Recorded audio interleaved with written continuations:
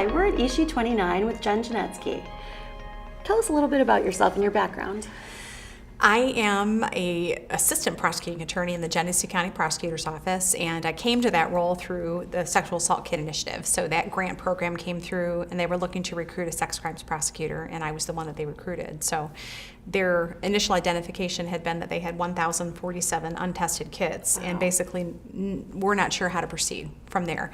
And the grant was designed basically to clear our shelves and to turn that unprocessed evidence into hopefully convictions. So it was a great challenge. I was excited about it, and I actually got hired on full-time there after the grant, so yay. Oh, fantastic. That's great. It's a huge problem. It's in the headlines every day.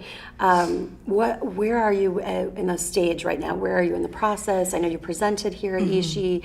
What did you talk about during your presentation?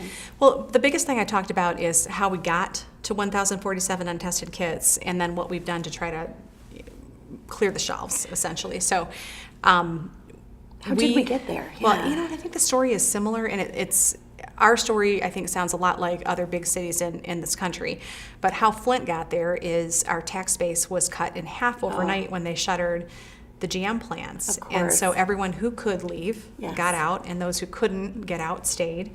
And the tax base was cut in half, the population was cut in half, and with that cut came cuts in infrastructure, cuts in policing, cuts in fire, cuts in just about anything that was a basic service. So 200 police officers turned into 88. Right. And what used to be police officers rolling in paired cars every night all over our city became 5 officers at best on by themselves on at a given night, policing what had at that point become Murdertown, USA. Oh, yes. It's such a rough time. I'm from a former GM town myself, Janesville, so there you go. Yeah, it is a common story. It's a common story, a repeating story, and I think the way out of it is also something we can replicate. Absolutely, yes. Well, fantastic. And so the grant, how did that come about? And are there more opportunities like that for other people? There are. We actually took advantage of 3 separate grants. Okay. Our first grant we got through a television show, through TNT's Cold Case. And they were doing a series specific to sex crimes, cold justice. And they came in and they picked 88 kits that they thought were particularly interesting. And so they paid for and then did the initial investigation of those 88 kits. Okay. We started to see results, like exceptional results. And these cases were not what we expected. I think that we had an idea, or at least we wanted to believe, that when we looked at these kits, we'd see that they weren't very viable, and that's why they were shelved. But as it turned out, they were very viable cases that we just didn't have the manpower to investigate. So once we saw that, we started looking for other ways to fund a program that would clear our shelves, and we got grants through BJA and through DANI. District Attorney's Office of New York has been absolutely instrumental in getting programs started all over the country. And fantastic. The grants through BJA have kept us all infused with enough manpower and enough funding to make sure that we can get to the bottom. That is great. And there are more grants, so people should be applying. And that's good because yes, it's definitely a nationwide problem. Absolutely. And maybe worldwide. I don't know enough to say. It is. Yeah. We find that wherever we go, when we talk about our shelves getting piled up, we have people responding from all over the country and all over the world that say we have the same issue here. And I think anyone who's honestly looking at their backlog, there's work to be done. Yeah. And it's not always the same story ours, it seems to be a lack of funding, lack of manpower, cuts to infrastructure. But in other places, and in Michigan for a time, we were allowed as prosecutors to say, it's a consent case. It's he said, she said. I can test the kit, but it'll be a waste of lab resources. So to protect the lab, so there's a judgment call. To protect the lab from having to process evidence that will result in nothing, we're going to shelve that kit.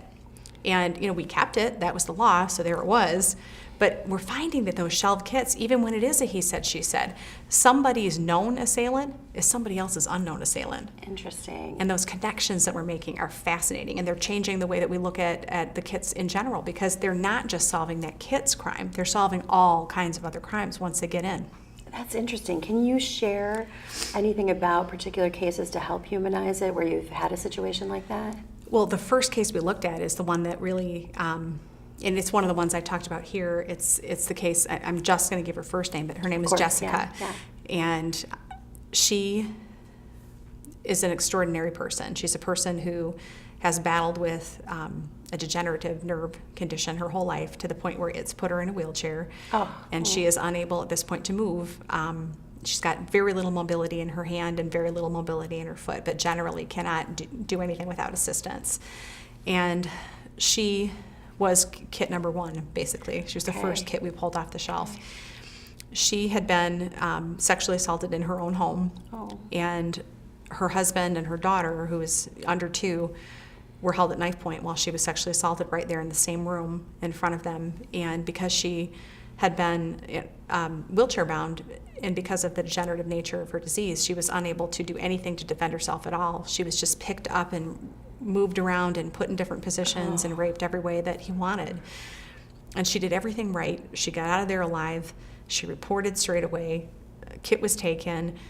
Kit got sent to a detective, and her kit it wasn't investigated, and it was a manpower issue. It was not a lack of wanting to solve the crime or a lack of desire to do what was just and what was right. We just didn't have enough people. We had one guy trying to do every single new CSC that came into Flint at that point. One detective. So once we got the kit results back, we found that the person who had raped her linked to a CODIS profile, and his name was Michael Coleman. And at the time that she was raped, he wasn't yet in CODIS, but he was in CODIS by the time we ran the kit. So it's fascinating. And her crime, it was a brutal crime. It was horrific. It ripped the heart out of her family. And for years, the thing that she carried with her most is that it must not have mattered to anybody because no one did anything. And maybe fear of something happening again. I mean, somebody's out there. Absolutely, right there in her community. But when we did approach her again, she was incredibly brave, and she said, I knew you'd come eventually. I knew you'd come, and I will do whatever it takes. And she had good, strong support from her father and a bunch of other people who believed in her. And we took her through prelim, and in the end, he was convicted. He caved on the day of trial. He got worried that he was going to be convicted, and so he asked to plead as charged. And he pled as charged, and he's serving 50 to 70 years. Wow. So that's quite a remarkable story of what happens when you can clear some of those backlogs. And for anybody who thinks that these kits don't have real people behind them or don't have viable prosecutable offenses behind them, Jessica's story makes that completely clear that it isn't the case. These are strong, viable cases that we just have not looked at. That's amazing. That is amazing. What are you working on now? I am working on a number of different things at once. I just finished trying a case that was another case that kind of went under the radar, and it was a serial rapist of prostitutes. And there was a time, even when I've been doing this since 1995. I tried my first case in 1995. So at that time, even when you said, well, it's a serial rapist of prostitutes, there was an awful lot of backlash. Like, well, we're not going to get that viably through with the jury. We won't get the result that we're looking for.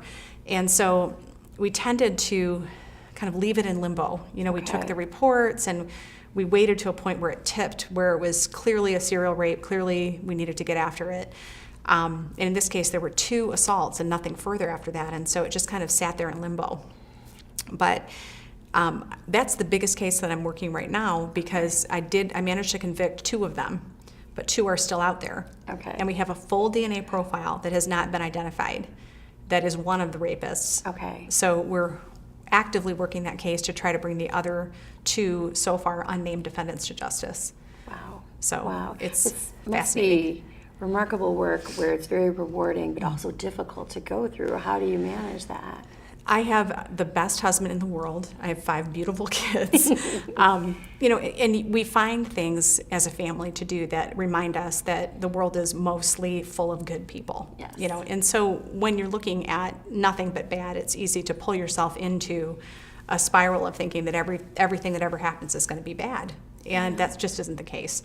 So I think it takes having support, and it takes being strong enough to ask for help when you need it. Yes. Because this work is difficult and the secondary trauma that we carry Absolutely. is very real. Yeah. And if we don't address that when it starts to kind of rear its ugly head, it can take us under with it. And then we're no good to anybody.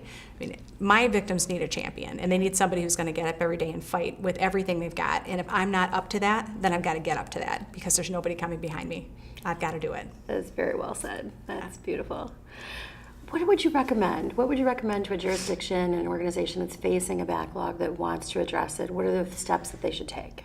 Well, the first step, you got to have the funding to do it. So look for the grants. They're out there, and they continue to come every year. There's another grant that's offered. So Good. look for the next offering of a grant. If you're curious about or worried about how you actually write the grant, there's so many jurisdictions that are out ahead now that you can speak with, and it's Phoenix, and it's Flint, and it's the statewide Michigan grant. There's a Wayne County, Michigan grant. There are jurisdictions all over the country that have been doing this work for years now, and we're really happy to share what we wrote, how we wrote it, why we wrote it the way that we did, where our mistakes were, and what we've done to correct those in future grant offerings. We've kind of gone in and said, we didn't think about expert fees. We need experts to come in and testify. We got to add that in. We didn't think about travel costs. Some of our victims have gone out of state at this point, Sure, and I've got to be able to send my detective to talk with them. So all of what we did was, we did the best we could, and then we figured out where the mistakes were. Perfect. And then we That's went back perfect, in though. and said, Yeah. here's what we missed. Yeah. And so talking with other jurisdictions who are out ahead of you, even if they're only a year or two out ahead of you, we have learned valuable lessons, and we are very happy to share it, because everyone doing this work wants the same result. We all want every single kit tested. Absolutely, absolutely. So it was wonderful you were able to present this year at ISHI. Why did you agree to do that? What attracted you to this event? What I love about ISHI is that there's such a huge portion of lab. Every time I speak at a lab conference, I think it has a huge impact, because the work that we're doing, I can't do my job without lab people who are doing their job, but I think that it's easy when you're in the lab to put on your lab coat and get in science mode and not think about the people behind the kits. So what I'm here to do, and whenever I speak in a setting like this, I'm here to remind everyone that all of these scientific tests you're doing are ultimately personal samples from a human being. And that human being deserves the dignity and justice, and you're part of that battle. And I think part of what I'm trying to communicate, and I hope it's getting through, is all of us are on the same team, and we're all fighting for these victims to get justice. We're all fighting for justice. And sometimes justice looks like a hit, and sometimes justice looks like it isn't. And all of that, regardless, gives us a data point that's valid and important, and I can't do my job without all of the expertise of the people who are largely populating this conference. I was really interested in being here to be sure that, I think just to let them know how important they are, and how much work, how much I've learned just from watching the way that they do their work and their professionalism. I'm sure, and I know for a fact that they appreciate hearing the stories where their work goes and how it ends and why Right. it's so important. So. And I think that's what they don't hear usually, and that's Yeah. the comments that I get after I speak when I go out in the lobby. That's what people want to talk about, that, this is not the part we hear. We know that our stuff goes off to the prosecutor's office, and sometimes we get to talk with the prosecutor, and every now and then we get to think about that victim again because we get called to testify. But in the vast majority of cases, we never see it again. We do the test, we do whatever matching we can, we do whatever cutting we can, and we give the best results we can, and then we send it off into the ether and hope that it creates a just result. And I'm here to tell you it does. It's nice to bring that full circle. Yeah.